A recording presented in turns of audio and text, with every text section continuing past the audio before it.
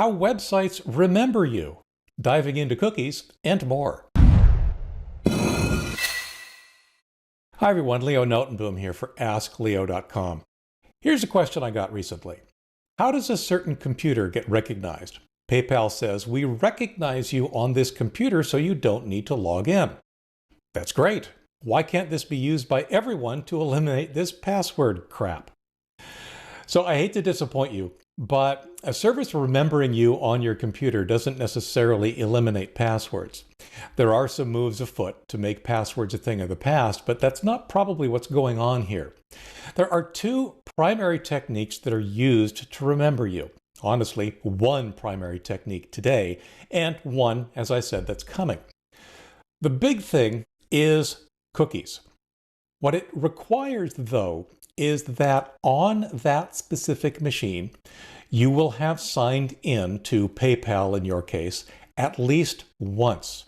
And by signed in, I mean you'll have provided your username, your password, any two-factor authentication that's required, but you'll have done that at least once.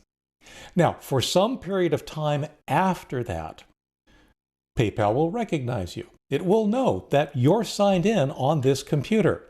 And when you think about it, it kind of sort of has to be that way because PayPal doesn't know necessarily from one page to the next when you're there the first time, unless it remembers you. And if it didn't remember you, you would have to sign in for every single page that you went to on PayPal.com. So what happens is PayPal and other sites, of course, remember you by dropping a cookie onto your machine after you've signed in. That basically says, yep, he's signed in. What it does then for a while is PayPal gets that cookie every time you go to PayPal.com.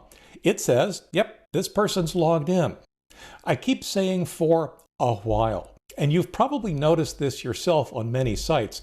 If you leave the site, if you don't do anything on the site for a while, then it'll assume you're not signed in. It'll say you have to sign in again. I keep saying a while because it varies from site to site. My bank, for example, says if I don't do anything for like 5 or 10 minutes, they log me out. PayPal, longer. askleo.com, longer still. But the point is that it's still this same technique. Now, what about the Remember Me checkbox? Well, it's exactly the same technique, except a while becomes longer. I'll use askleo.com as an example. If you don't check Remember Me when you sign in to askleo.com, you'll automatically be signed out, I think, in about 24 hours. However, if you check that box and say Remember Me when you sign in, it's going to remember you for the better part of a year. I got tired of logging in over and over and over again, so I actually set that to be a full year that you shouldn't have to log into askleo.com again. This, again, will vary from site to site. It will be one of those things where the site will decide how long is too long for both not having that checkbox checked, in other words, the automatic logout if you do nothing, or the logout that happens if you say Remember Me. And to be clear, Remember Me doesn't always remember your logged in state. Sometimes all it does is remember your username and you still have to enter your password. But most of the time, Remember Me means actually do remember me, this computer is safe, and you can leave me logged in for a much longer period of time. Now, I did say that there's something up and coming, and this is called Passkeys. Passkeys, once again, require that you somehow log into this service at least once you access that site from a new machine. But once you do so, then a passkey is left on your machine that is more secure. It's more secure in that it still requires some kind of authentication, but usually in the form of Windows Hello using your face or your fingerprint, or even your Windows password or PIN. On a mobile device, it might use your fingerprint or some other form of identification. But the bottom line is that once the passkey has been placed on your machine, then you no longer need a password. And when you identify yourself for the first time on that machine, it is possible that you may not need to use a password then. Since you'll not need to use a password later, many services will simply say, okay, this is the first time we've recognized you, we see you here.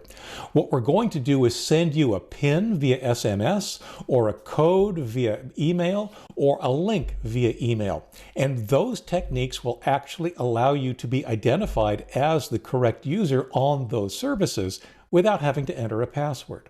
But for now, all it really boils down to is you will have identified yourself somehow once on that machine, typically these days using a username and password, and thereafter, for some amount of time, that machine will continue to be recognized by the service you're using.